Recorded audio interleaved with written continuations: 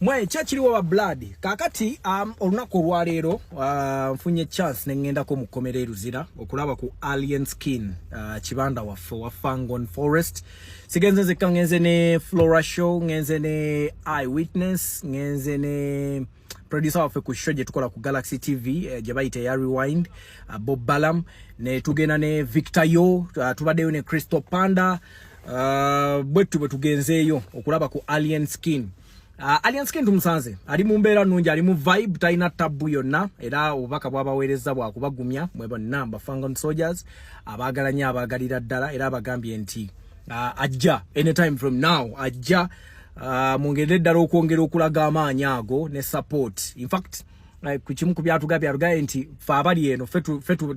fe basibe ba abali eri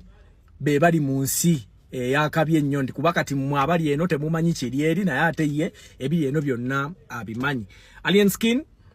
nakala kangambya ngambye ti bwakoma wagera koma onga musajja musiramu. Alien Skin bwe twamulabe fenna mu kooti twamulabe nakana akakofiira era mugambidde wonti kana akakofiira mbayo nako nakampeerawo nenga abatumidde nnyo abaagala nnyo abaganti anytime from now wana abadda agenda kuddira ddala nga buli kimu kirikkiriya nnyo era natuga nti temukomera gyali obulamu butambulira ddala nga bwe yabubala so twongere okumusabira tumulinde tulabe ekintu ngeje kigenda okuggwamu nenga abagamba ya ne yonna gye bamulanga shows zonna ze bamulangako agenda kujja azikube kasitoro okutane kasitoro okune ekintu kiggwa obulungi buli we bamulanga buli poster gyaliko mumusuubire agenda kujja abakube raga tujja batongera bawa updates ku biki ebigina agenda maaso biki bina bikyusemu nenga mbwa kyemba mmanya mwenna nikibanda abagala nnyo era abatumidde era abamisinga nenga kyonna kye kiri ne bounce away by the way Julius Caesar na era tumulabyeko bonna in fact tubasanze eri nga Alien bamuteka ku wing eno